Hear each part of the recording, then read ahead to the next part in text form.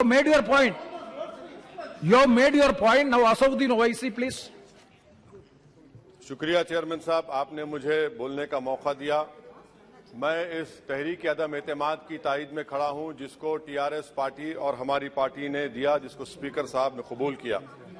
Sir, मैं 11 point आपके सामने रखूंगा जो मैं बताने की कोशिश करूंगा कि क्यों हम इस तहरीक अदम एतमाद की तायद में और मोदी हुकूमत की मुखालिफत में खड़े हैं।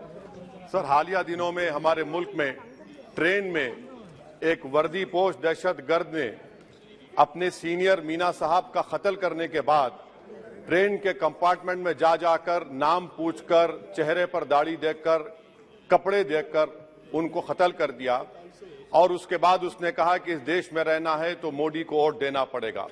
मैं हुकूमत से जानना चाहूंगा कि क्या ये अक्सरियती तबके की एक्सट्रीमिज्म और रेडिकलाइजेशन की बेहतरीन मिसाल नहीं है, और अगर है तो फिर हुकूमत इस पर क्या करेगी।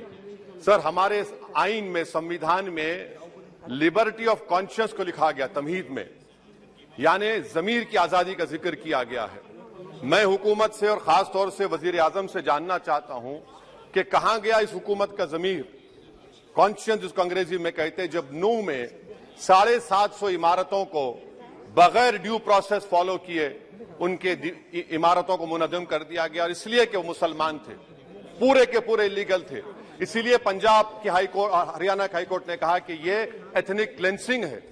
इसकी एक बेहतरीन मिसाल है उस हुकूमत की। तीसरी है कि इस मुल्क में एक नफरत का माहौल, बल्कि एक आतिश को पैदा कर दिया गया, मुसलमानों के खिलाफ नफरत का माहौल। ये 9 साल का इनका ये कारनामा है।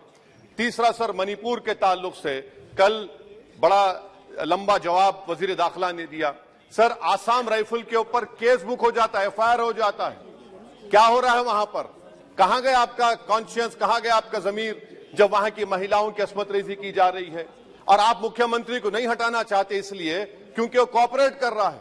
सर, मैं हरियाणा और मणिपुर के वजीर आला के लिए, किसी शायर ने अच्छा कहा था कि कुर्सी है तुम्हारा ये जनाजा तो नहीं, कुछ कर नहीं सकते तो उतर क्यों नहीं जाते। आखिर कहां गया? उन ताबूतों में खो गया कि आपका कॉन्शियस, आपका जमीर, जहां पर 50,000 लोग बेघर हो गए, यानी 6 लाख हथियारों को लूटा जा रहा है। आखिर कौन सा आप इंचार्ज वहां पर हैं? सर, 4था पॉइंट, हिजाब को एक मसला बना दिया गया और मुस्लिम बच्चों को तालीम से महरूम कर दिया गया। क्या ये आपका लिबर्टी ऑफ कॉन्शियस है? कहां गया आपका जमीर? सर, अभी आपने फाइनेंस मिनिस्टर साहबा ने कहा, यहां पर DMK के मोहतरमा कनीमोजी ने महाभारत के द्रौपदी का जिक्र किया। मैं ये पूछना चाहता हूं, बिल्किस बानो इस देश की बेटी है या नहीं? जिस बिल्किस बानो को 11 लोगों ने रेप किया, प्रेग्नेंट थी, उसकी मां का रेप किया, उसकी बेटी को कत्ल कर दिया, उसकी मां का कत्ल कर दिया, आपने कातिलों को रिहा कर दिया। ये आपका कॉन्शियस है? ये आपका कॉन्शियस है? आप तो मेजोरिटेरियन पॉलिटिक्स को फरोग दे रहे हैं। सर, चौथा, आज चाइना के ऊपर कोई नहीं बोलते हैं। प्रधानमंत्री मोदी ने उस वक्त 2013 में, जब प्रधानमंत्री नहीं थे, कहा था कि समस्या बॉर्डर पर नहीं, दिल्ली में है। अगर हम अपनी जमीन पर हैं तो डिसएंगेजमेंट क्यों कर रहे हैं? क्या आज चीन हमारी जमीन पर नहीं बैठा है? क्या आज चीन से आप बातचीत कर रहे हैं? आप डिसएंगेजमेंट कर दिए। बताइए डीएस्केलेशन, डी-इंडक्शन कब होगा? मैं आपके जरिए से हुकूमत को बता रहा हूं कि अगर प्रधानमंत्री ने अहमदाबाद में शी जिनपिंग को बुलाकर झूला झुलाया था, क्या हुआ? क्या नतीजा निकला उसका? चेन्नई दिखाया, क्या नतीजा निकला? सर, इसलिए चीन पर बोलिए, चीन को उखाड़ कर फेंकिए। सर, और एक पॉइंट जिस पर मैं मुखालिफ तायद में खड़ा हूं, हाई इन्फ्लेशन है इस मुल्क में, हाई अनएम्प्लॉयमेंट है, स्टैग्नेटिंग कंजम्पशन है। इसकी वजह से महिलाओं में हाई एनीमिया लीड कर रहा है। ये हुकूमत इसकी जिम्मेदार है। सर, कुलभूषण जाधव कहां है? पाकिस्तान में बैठा है, आप क्यों नहीं लेके आते? आप विश्वगुरु कहते हैं, कुलभूषण जाधव को भूल गए आप।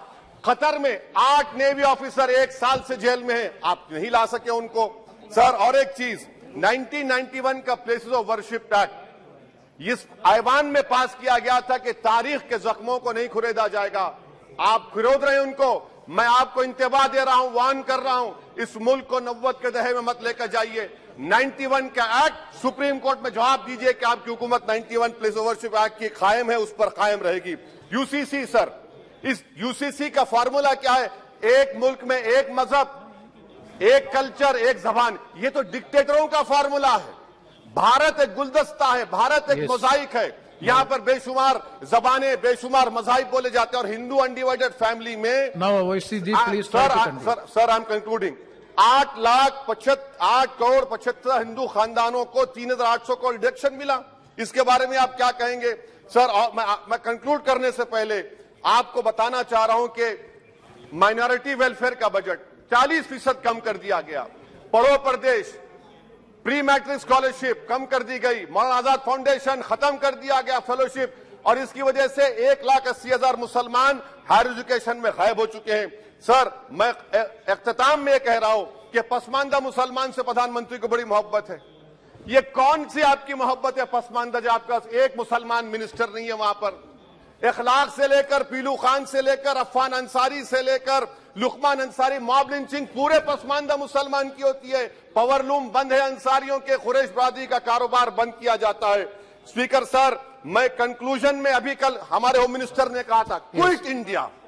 अगर इनको मालूम हो जाए कि क्विट इंडिया का नारा एक मुसलमान ने दिया था तो वो भी नहीं बोलेंगे, वो नहीं मालूम था उनको। उसका मैं कंक्लूड कर रहा हूं, उसका नाम यूसुफ मेहर अली था सर।